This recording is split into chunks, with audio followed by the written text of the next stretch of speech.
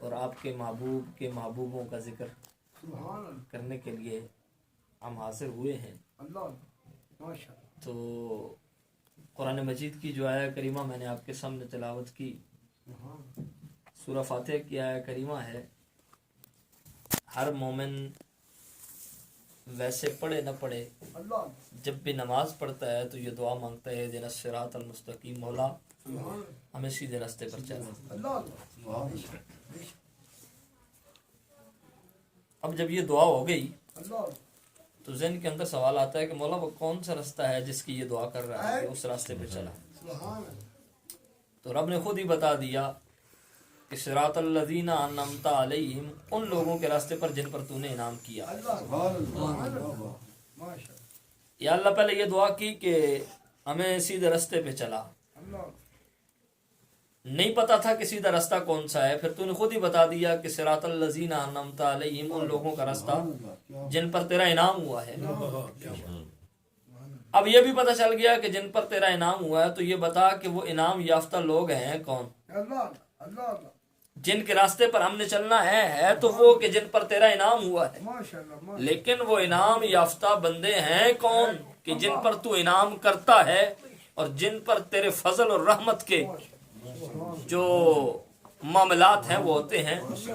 تو اللہ کا قرآن 5واں پارہ، میرا رب فرماتا ہے انعم اللہ علیہم من النبیین، اللہ نے جن پر انعام فرمایا وہ نبی ہیں، والصدیقین، وہ صدیق ہیں، والشہداء، اور وہ شہید ہیں، والصالحین، اور وہ اللہ کے نیک پاک صالح بندے ہیں۔ یہ انعام یافتہ گروہوں کا تذکرہ ہوا کہ نبیوں پر رب نے انعام کیا، صدیقین پر رب نے انعام کیا، شہداء پر انعام کیا، اور اللہ نے اپنے ولیوں پر انعام کیا۔ اور یہ انعام یافتہ بندے جب ان کی قدموں میں آپ چلے جاتے ہیں، چاہے نبیین ہوں، صدیقین ہوں، شہداء ہوں، یا اللہ کے نیک بندے صالحین ہوں، تو یہ اپنے پاس آنے والے کی تربیت کرتے ہوئے پہلا کام اسے ادب سکھاتے ہیں۔ اسے ادب سکھاتے ہیں، اور کیوں؟ اس کی وجہ ایک وجہ یہ ہے کہ ان اللہ والوں نے اپنے قدموں میں نہیں رکھنا ہوتا۔ کوئی اللہ کا جو کامل ولی ہے وہ یہ نہیں چاہتا کہ دنیا میرے پاؤں چومتی رہے، میرے ہاتھ چومتی رہے، میرا ذکر کرتے رہے۔ یہ وسیلہ بنتے ہیں حضور کی کچہری تک لے کر جانے کے۔ یہ یہاں سے اٹھا کے کوئی کسی کو گجرانوالے سے اٹھا رہا ہے، کوئی کسی کو راولپنڈی سے اٹھا رہا ہے، کوئی لاہور سے، کوئی کراچی سے، کوئی پاک پتن سے، کوئی کوٹ مٹھن سے، کوئی ملتان سے اٹھا رہا ہے۔ یہ اٹھائے جانے والے کہیں سے بھی اٹھیں، لیکن ان کا مرکز مدینہ ہوتا ہے، حضور کے قدموں میں لے جاتے ہیں۔ اس لیے یہ سب سے پہلے ادب سکھاتے ہیں کہ جس بارگاہ میں تو نے جانا ہے وہاں ادب بڑا ضروری ہے، اس لیے کہ وہاں جبریل بھی جب آتا ہے تو شہنشاہ اولیاء حضرت خواجہ قمر الدین سیالوی کے برادر اصغر خواجہ فخر الدین سیالوی فرماتے ہیں کہ جبریل بھی اس حال میں آتا ہے کہ باب جبریل کے پہلو میں ذرا دھیرے سے فخر جبریل کو یوں کہتے ہوئے پایا گیا کہ اپنی پلکوں سے درے یار پہ دستک دینا، اونچی آواز ہوئی عمر کا سرمایا گیا۔ فرمایا یہاں جبریل بھی ادب و احترام سے آتا ہے، اس لیے جو بھی ہمارے قدموں میں آئے گا اسے پہلے ادب سکھائیں گے، کیونکہ اس نے ہمارے قدموں میں نہیں رہنا، اس نے سرکار کی بارگاہ میں جانا ہے، اور جس بارگاہ میں جانا ہے اس کا ادب ضروری ہے۔ اور یہ وہ بارگاہ ہے جہاں جانے والے ادب و احترام کو ملوز خاطر اس لیے رکھتے ہیں کہ وہاں صدیق اکبر جیسا ولی کامل بھی ادب و احترام کے ساتھ بیٹھتا ہے، وہاں فاروق اعظم جیسا عادل حکمران بھی سر چھکا کے بیٹھتا ہے، وہاں عثمان غنی جیسا غیور حضور کا صحابی بھی سر جھکا کے بیٹھتا ہے، اور وہاں مولا علی جیسا شیر خدا بھی جہاں خاموش ہو کر سانس روک کر بیٹھتا ہے۔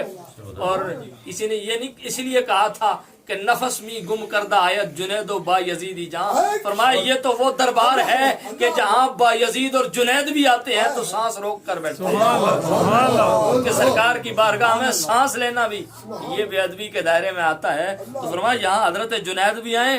اور یہ جنید ہیں کون؟ یہ جنید بغدادی ہیں کون؟ یہ کشتی لڑتے تھے، شاہی پہلوان تھے، اور آپ کا ریکارڈ تھا، آپ کے ریکارڈ کے اندر یہ بات موجود تھی کہ کسی پہلوان نے آپ کو ہرایا نہیں تھا.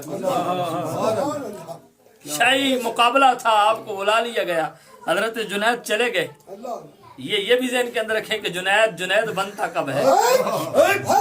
چلے گئے شاہی مقابلے کے لیے. تو ایک سید زادہ مجبور، مالی حالات کی تنگی، وہ آگے حضرت جنید کے مقابلے میں جب اعلان ہوا کہ کوئی اس کا مقابلہ، بڑے بڑے پہلوان مقابلے کے لیے نہیں آ رہے تھے، وہ آ گئے. لوگوں نے دیکھا، انہوں نے کہا یہ تو چل بھی نہیں سکتا، اس کی تو کمر بھی سیدھی نہیں ہے، یہ جنید کا مقابلہ کیا کرے گا؟ یہ جنید کا مقابلہ کیا کرے گا؟ چونکہ زہری چال ڈالے سیدھی. جب آئے اکھاڑے کے اندر اترے، چونکہ آ گئے تھے، اعلان ہو گیا، اب نہ لڑتے تو لوگ کہتے ہیں کہ اس کمزور سے جنید ڈر گیا ہے. آپ نے اس کو کہا کہ تو میرے ساتھ لڑ نہیں سکتا، اس لیے تو چلا جا، کیوں میرے ذمہ لگتا ہے، کسی اور کو آنے دے. آپ نے فرمایا نہیں لڑوں گا، تیرے ساتھ جنگ کشتی کروں گا. وہ آ گیا.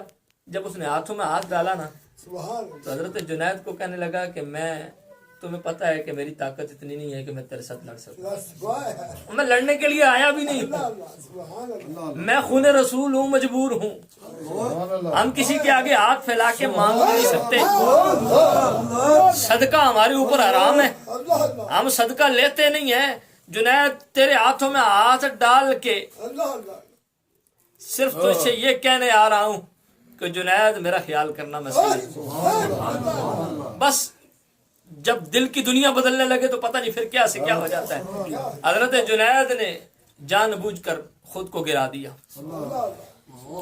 وہ کسی نے بڑی خوبصورت بات کی تھی کہ میں نے خود کو گرا دیا ہے وہاں جہاں گرنے والے سنبھلتے ہیں.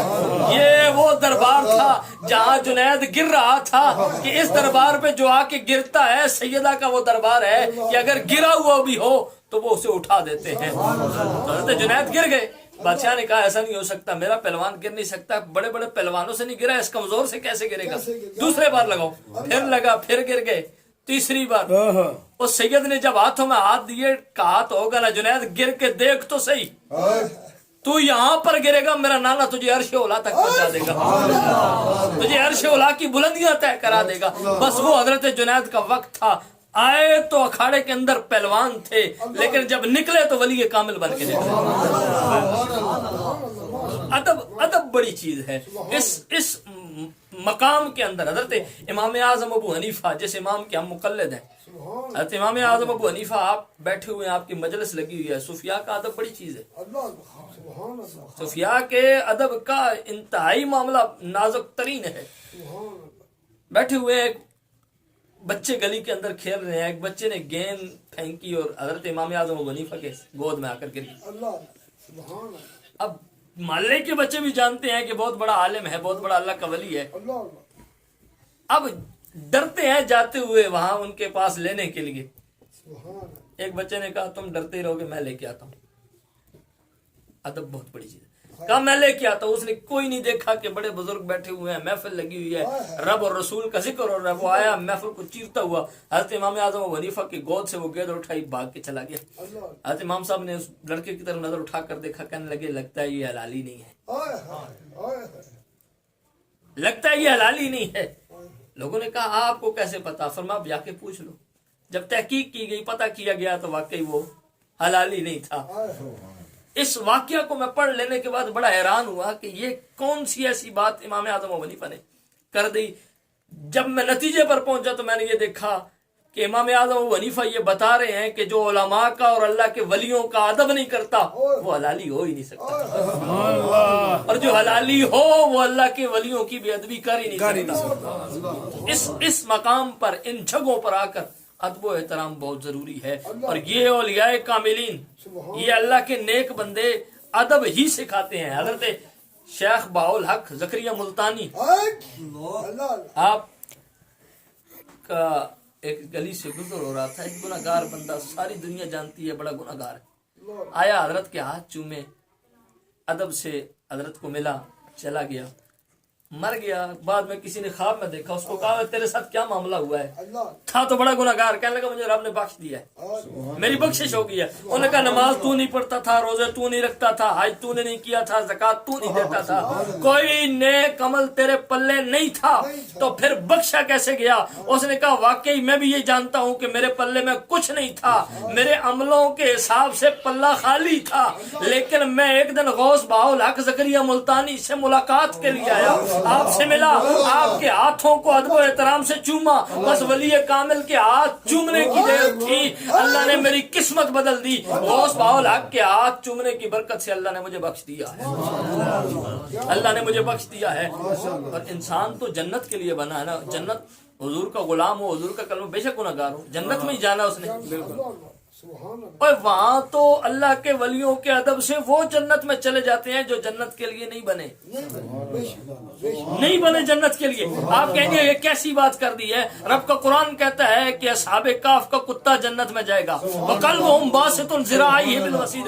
وہ جو ان کا کتا ہے، علماء فرماتے ہیں وہ جنت میں جائے گا۔ اب پوچھو نا کہ کتوں کو تو جنت میں نہیں جانا، کتے تو جنت بنی ہے انسانوں کے لیے، یہ کتا جنت میں کہاں سے جائے گا؟ فرمایا ویسے تو نہیں جانا تھا، لیکن ان کے ساتھ ہو گیا جنہوں نے جانا تھا، تو وہ گئے تو اسے بھی لے گئے۔ اور اگر اصحاب کہف کا کتا جنت میں جا سکتا ہے تو غوث بہاءالحق کے ہاتھ چومنے والا، ادب کرنے والا جنت میں نہیں جا سکتا۔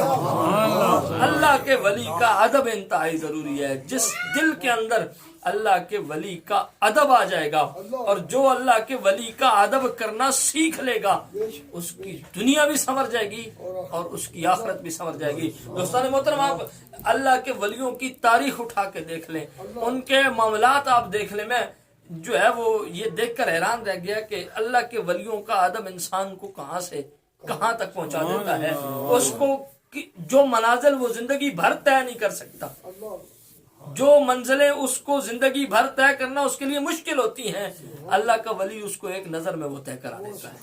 اللہ کے ولی کی جب نظر اٹھ جاتی ہے، یہ کہہ رہے تھے نا کہ وہ چور ولی بن گیا، لوگ ڈھونڈتے تھے کہ وہ چور کدھر ہے اور پوچھتے تھے کہ وہ کدھر گیا، تو اللہ کے ولی نے اس کی حقیقت ہی بدل کے رکھ دی، فرمایا تم چور ڈھونڈتے ہو، اب یہ چور رہا جو نہیں ہے تمہیں ملے گا کیسے؟ اس کو جو چور تب تک تھا جب اللہ والوں کے لڑ لگا نہیں تھا، جب اللہ والوں کے ہاتھوں میں ہاتھ دیا نہیں تھا، جب ہاتھوں میں ہاتھ دے دیا اب بھی اگر یہ چور رہے تو پھر ان کے ہاتھوں میں ہاتھ دینے کا فائدہ تو نہ ہوا، پھر ان کے ہاتھوں میں ہاتھ دینے کا کوئی فائدہ تو نہیں ہے، تو اس لیے فرمایا یہ چور تب تک تھا جب اللہ والوں کے ساتھ اس کی نسبت نہیں ہوئی تھی، جب اللہ والوں کے ساتھ اس کا تعلق نہیں ہوا تھا۔ اور دوستان محترم، یہ اللہ والے بڑی ان کی بارگاہ میں زبان بھی سنبھال کر بیٹھنا پڑتا ہے، دل کو بھی سنبھال کر بیٹھنا پڑتا ہے۔ حضرت لقمان آپ کے حوالے سے آتا ہے کہ آپ کا جو آقا تھا اس نے کہا کہ اے لقمان اس طرح کرو کہ ایک بکرا ذبح کرو اور اس بکرے کے جسم میں جو دو چیزیں تمہیں اچھی لگتی ہیں میرے لیے وہ لے کے آؤ۔ حضرت لقمان نے بکرے کو ذبح کیا، اس کی زبان کاٹ کر لے گئے اور اس کا دل نکال کر پیش کر دیا۔ وہ پوچھنے لگا کہ تمہیں اس کے جسم میں یہی دو چیزیں اچھی لگی ہیں، یہی دو چیزیں ٹھیک ہیں؟ کہنے لگے جی میرے نزدیک یہی سب سے بہتر چیزیں ہیں، میں یہ نکال کے لے آیا۔ دن گزر گیا، دوسرے دن آپ نے پھر حکم فرمایا، کہا کہ پھر بکرا ذبح کرو، آج تمہیں اس کے جسم میں جو چیزیں سب سے بری لگتی ہیں وہ پھر زبان کاٹ کے پھر دل کاٹ کے ان کی بارگاہ میں لے کے، وہ بڑا حیران ہوا، اس نے کہا میں نے اچھی چیزیں کہیں کہ سب سے اچھی جو چیزیں لگتی ہیں وہ لے کے ہو، تو دل اور زبان لے کے آ گیا، اور آج میں نے جب سب سے بری چیز کہی کہ اس کے جسم میں جو لگتی ہے وہ لے کے آ، تو پھر زبان اور دل کاٹ کے لے آیا، اس کی وجہ کیا ہے؟ تو وہ مسکرا پڑے، مسکرانے لگے، کہنے لگے اصل میں مسئلہ یہ ہے کہ یہ زبان جب تک حد کے اندر رہے، یہ دل جب تک قابو کے اندر رہے تو اس سے اچھا بھی کوئی نہیں ہے، اور جب یہ زبان اور دل قابو سے نکل جائیں جب یہ اچھے اور برے کی تمیز نہ کر سکیں، جب یہ حلال اور حرام کو پہچان نہ سکیں، تو پھر ان سے بدتر بھی کوئی نہیں، ان سے برا بھی کوئی نہیں ہے۔ اس لیے جب آپ نے اچھا کہا تو یہی نکال کے لے آیا، اور جب آپ نے سب سے بری چیزیں کہیں تو پھر بھی میں انہی کو نکال کر لے آیا۔ تو دوستان عزیز قدر، اللہ تعالیٰ کے ولیوں کے ساتھ نسبت ہونا، ان کے قدموں میں آ جانا، یہ بڑی سعادت مندی کی بات ہے، اور یہ ہر کسی کی مقدر کی بات نہیں ہے۔ یہ بندہ اپنے مقدر سے نہیں آتا۔ جب سرکار کی نظر کرم ہوتی ہے اور سرکار کی نظر انتخاب کسی پر اٹھ جاتی ہے، تو پھر اللہ والے کی کسی کو صحبت نصیب ہوتی ہے اور وہ اللہ والوں کے قدموں میں چلا جاتا ہے۔ تو دوستان محترم، چونکہ ہماری یہ محفل ہوتی ہیں تو اس کا ایک میسج اور ایک پیغام اور ایک سبق یہی ہوتا ہے کہ اللہ والوں سے اپنا تعلق مضبوط رکھیں۔ بس کسی سلسلے کے بزرگ ہوں، ان کا ادب کریں، ان کے ساتھ تعلق مضبوط رکھیں، ان کے اوپر انگلی اٹھانے کی کوشش مت کریں کہ یہ وہ ایسا کرتے ہیں، ایسا کرتے ہیں، ایسا کرتے ہیں، ایسا کرنا کیسا کرنا، چھوڑ دیں۔ بس ان کے ہاتھوں میں ہاتھ دیا ہے، وہ جانے اور حضور جانے، حضور تک پہنچانا۔ آپ ادب کی انتہا کر دیں گے، آپ ادب کریں گے ان کا، اللہ تعالیٰ ان کی ادب کی برکت سے آپ کو جو ہے وہ جس منزل تک آپ پہنچنا چاہتے ہیں وہ پہنچا دیں گے۔ جو منزل مقصود آپ کے ذہن کے اندر ہے، وہ اللہ کا ولی آپ کو اس منزل مقصود تک پہنچا دے گا۔ لیکن اگر ادب نہیں ہے، اگر احترام نہیں ہے، تو پھر آپ جتنے مرضی چلے کرتے رہیں، جتنی مرضی ریاستیں کرتے رہیں۔ شیطان نے ایک ہی سجدہ نہیں نہ کیا تھا ساری زندگی۔ اور میں ایک کتاب کے اندر پڑھ رہا تھا، بڑی مجھے حیرانگی بھی ہوئی کہ شیطان جب کسی بندے کے ساتھ لگا رہتا ہے نا، تو وہ بندہ جب اٹھا، اس نے فجر کی نماز نہیں پڑھی، زور کی نہیں پڑھی، عصر کی نہیں پڑھی، مغرب کی نہیں پڑھی، عشاء کی نہیں پڑھی، وہ اس کے ساتھ چھوڑ دیتا ہے اور اس سے پناہ مانگتا ہے۔ شیطان، دنیا شیطان سے پناہ مانگتی ہے اور شیطان اس سے پناہ مانگتا ہے اور اس سے کہتا ہے کہ میں جو ہے وہ تجھ سے پناہ مانگتا ہوں۔ وہ کہنے لگا کیوں؟ تو شیطان ہے، تو مجھ سے کیوں پناہ مانگتا ہے؟ اس نے کہا میں نے ایک رب کا سجدہ نہیں کیا، اس کو ایک سجدہ نہیں کیا، میں شیطان بن گیا ہوں، اور تو نے دن میں کتنے سجدے چھوڑ دیے، تو پتہ نہیں کیا بنا ہوگا اور تو کتنی لعنتوں کا مستحق بن گیا ہوگا۔ اس لیے اللہ تعالیٰ سے دعا کرنی چاہیے کہ اللہ تعالیٰ صوفیاء کرام کا ادب و احترام کرنے کے اللہ تعالیٰ توفیق عطا فرمائے، اور ان کے دربار کے ساتھ اللہ تعالیٰ سب کو وابستہ رہنے کی توفیق عطا فرمائے۔ اور یہ چیز ذہن کے اندر رکھیں کہ جب بندہ حضور کی شریعت کا اور ان اللہ والوں کی صحبت کے اندر رہ کر، یہ اللہ والے انسان کی زندگی بدل دیتے ہیں، اور مرشد کامل ہو نا تو اس کا ہاتھ پیٹھ پر ہو تو پھر انسان کی زندگی بدل جاتی ہے۔ حضرت امام فخر الدین رازی بہت بڑا امام ہے، بہت بڑی تفسیر لکھی ہے، مولوی جانتے ہیں کہ کتنا بڑا امام تھا، اور اس کی تفسیر پڑھنے والا اگر اس کی تفسیر صحیح طریقے سے پڑھ لے تو دنیا میں کوئی اس کو فلسفی منطقی کوئی بڑے سے بڑا عالم اس کو مات نہیں دے سکتا۔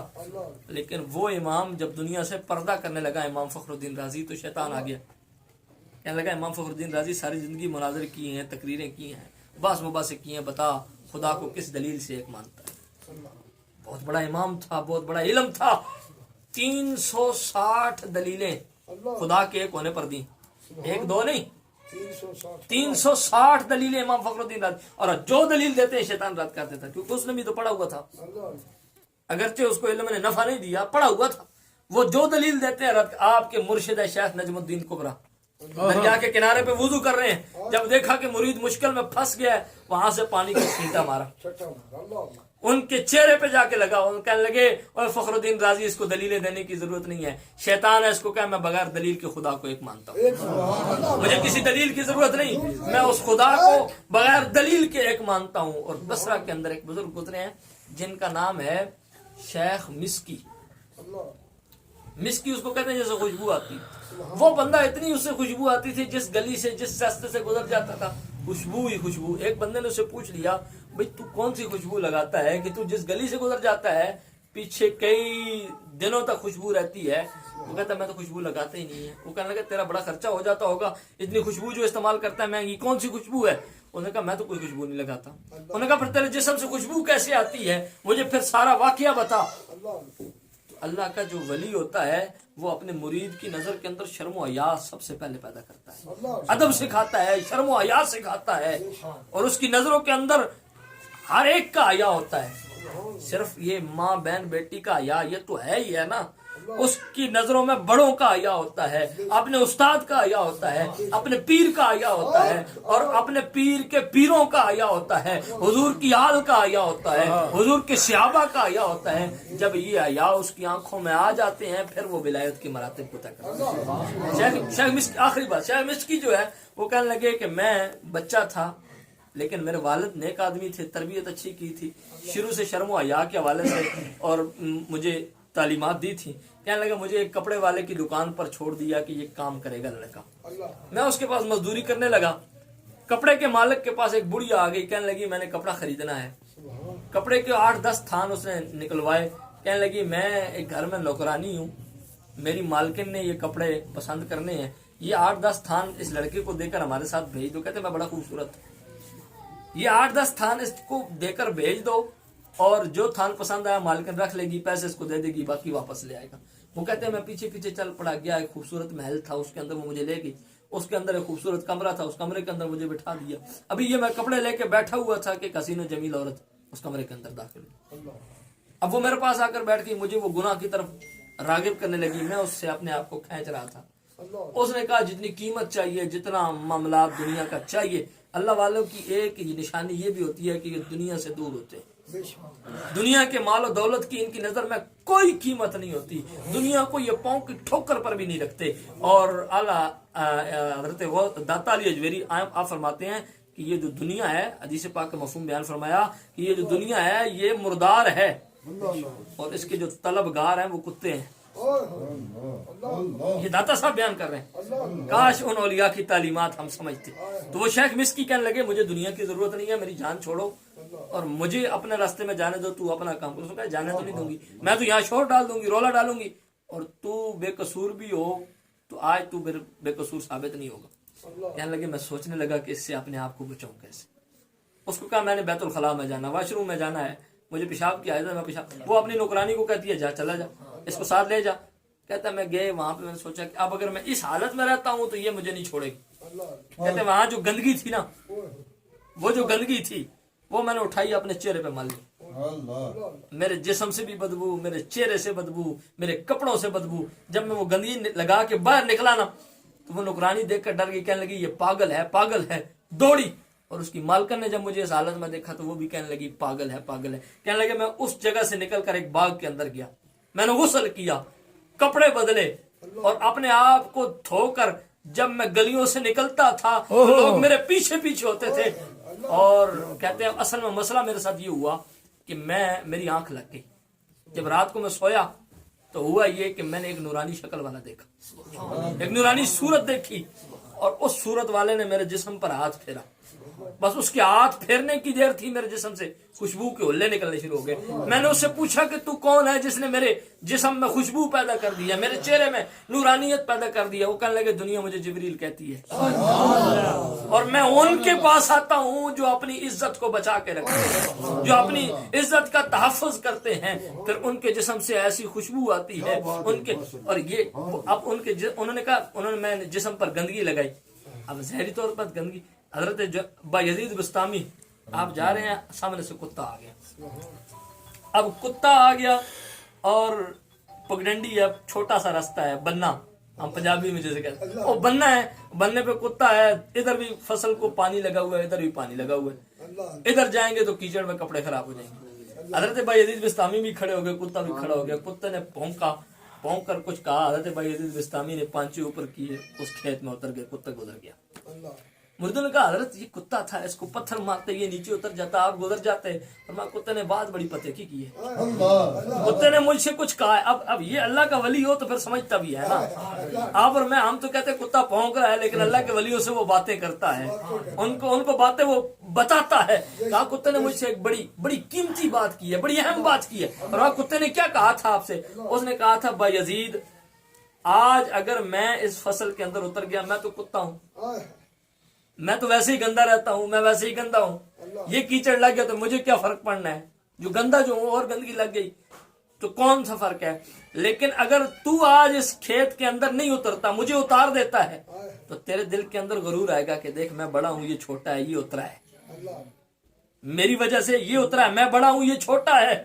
آج ہم بھی سمجھتے ہیں جی ہمارے پاس 4 پیسے ہیں تو ہم جیسا کوئی نہیں ہے. تو فرمایا کہ یہاں پر تو کھڑا رہے گا، میں اتر جاؤں گا، تیرے دل کے اندر تکبر آئے گا، غرور آئے گا کہ میں بڑا ہوں، یہ چھوٹا ہے، یہ اتر گیا، یہ گندا تھا اس لیے اترا ہے، میں پاک تھا اس لیے یہاں پہ کھڑا رہا ہوں. فرمایا وہ گندگی جو تکبر کی تیرے دل کو لگے گی، اس گندگی سے یہ گندگی بہتر ہے، تو اتر جا، کپڑے بھی دھل جائیں گے، تیرا جسم بھی دھل جائے گا. فرمایا وہ جسم بھی پاک ہو جائے گا، کپڑے بھی پاک ہو جائیں گے. لیکن اگر تکبر کی گندگی تیرے دل کو لگ جاتی ہے تو اس کو 7 سمندر بھی نہیں دھو سکتے. اس لیے بایزید فرماتے ہیں میں نیچے اتر گیا کہ تاکہ میرا دل تکبر کی گندگی سے بچ جائے. اب وہ اگر نوجوان وہاں پر برا کام کر لیتا، برا فعل کر لیتا، تو اس کو وہ جو بدفعلی کی گندگی لگ جاتی، وہ 7 سمندر بھی نہیں دھو سکتے تھے. اس نے بظاہری طور پر اپنے جسم کو گندا کر لیا، لیکن وہ گندگی پانی سے دھل گئی، اور اس کے دھلنے کے بعد اس کے جسم سے ایسی خوشبو آتی تھی کہ جس گلی سے گزرتا تھا وہاں سے خوشبو آتی تھی. دوستان محترم، یہ ویسے نہیں آتی، کسی اللہ والے کی نسبت ہو، کسی اللہ والے کی صحبت ہو، بندہ اس کی صحبت میں بیٹھے. تو کسی نے ایسے نہیں کہا تھا کہ اللہ اللہ کیے جانے سے اللہ نہ ملے. اللہ والے ہیں جو اللہ سے ملا دیتے ہیں. اصل مسئلہ یہ ہے کہ کسی اللہ والے کی صحبت میں بیٹھے تو صحیح، اس کے قدموں میں جا کے اس کو کچھ سیکھے تو صحیح، تو پھر آپ کو پتا چلے گا. یہ اللہ والے اپنی میں کو مار دیتے ہیں، اپنا آپ ختم کر دیتے ہیں. یہ کہتے ہیں ہم کچھ نہیں ہے، جو کچھ ہے سرکار کا کرم ہے، جو کچھ ہے سرکار دے رہے ہیں، ہم تو بس وسیلہ بنے ہوئے ہیں، ہمارا کیا، ہمارا تو کچھ بھی نہیں ہے. تو یہ جو اللہ کے ولی ہوتے ہیں یہ سرکار کا در دکھاتے ہیں، اپنے دربارے پہ کسی کو نہیں جھکاتے. اللہ تعالیٰ سے دعا کرنی چاہیے کہ اللہ تعالیٰ آج کی اس محفل پاک جو خادم صاحب نے اپنے گھر کے اندر اپنے پیر بھائیوں کو بٹھا کر یہ حضور کا ذکر کیا ہے. محفلیں قبول وہ ہوتی ہیں جن پر سائیوں کی نظر ہو جاتی ہے. بندے اکٹھے کرنے سے، زیادہ دیگیں پکانے سے، وہ اللہ گلا کرنے سے، بڑے جناب ادھر ادھر کے تماشے کرنے سے محفلیں قبول نہیں ہوتی. قبول ایک بھی ہو. آپ نے شاہ عبد الرحیم محدث دہلوی کی بات سنی ہے نا، کہتے ہیں ہر سال دیگیں پکاتا تھا لیکن جواب کوئی نہیں آتا تھا. ایک سال کچھ بھی نہیں تھا، بھونے ہوئے چنے سرکار کے میلاد میں رکھے، دعا کر دی، رات کو سویا تو جن کی دیگیں پکی ہوئی تھی ان کے لنگر نیچے تھے، شاہ عبد الرحیم کا لنگر اوپر. بات اصل میں خلوص کی ہوتی ہے، جس خلوص کے ساتھ، جس محبت کے ساتھ. اور اسی وجہ سے کسی نے کہا تھا کہ جہاں بھی ہو وہیں سے دو، صدا سرکار سنتے ہیں. جہاں بھی ہو وہیں سے دو، صدا سرکار سنتے ہیں. سرے آئینہ سنتے ہیں، پسے دیوار سنتے ہیں. اور میں حضور کو بلا کر دیکھو تو صحیح، حضور سامنے ہو تب بھی سنتے ہیں. گنبد خضرا میں کوئی جا کے پکارے تب بھی سنتے ہیں. اور حضور جو ہے وہ کوئی دیوار کے پیچھے سے پکارے تب بھی سنتے ہیں. بھائی کہہ رہے تھے کہ حضور علیہ الصلوۃ والسلام کی نعت پڑھ رہے تھے، کہتے ہیں کہ حضور علیہ الصلوۃ والسلام کے جو غلام ہیں، حضور کے جو نوکر ہیں، خادم ہیں، ان کو حضور کے دربار سے ملتا ہے. ملتا سب کو ہے، حضور کے غلاموں پر. یہ کہہ رہے تھے ان کو، اس کے شاعر کا اپنی ذوق ہے، غلاموں کو ملتا ساری دنیا کو. دنیا میں کوئی ایسا بندہ بتائے نا کہ جس کو حضور کے دربار سے نہیں ملتا. حضور فرماتے ہیں انما انا قاسم واللہ یؤتی، سب کو حضور کے دربار سے ملتا ہے. یہ الگ بات ہے، کچھ مانتے ہیں کچھ مانتے نہیں. جو مانتے ہیں وہ خوش نصیب ہیں، اور جو نہیں مانتے ان کی اپنی بد نصیبی. لیکن کھا وہ بھی حضور کا لنگر ہے. اور حضور تو دور کی بات، میں کہا کرتا ہوں یہ اوقاف ہے نا، اوقاف داتا صاحب کا پورے پنجاب کے اندر جو داتا کو نہیں مانتے اوقاف کی تنخواہ وہ بھی لے رہے ہیں. اور حضور کے غلاموں میں آنے والا غلام داتا ان کو پال رہا ہے، تو حضور کی شان ہی بہت بلند ہے. اللہ تعالیٰ حضور کے صدقے ان چیزوں کو سمجھنے کی، عمل کی توفیق عطا فرمائے.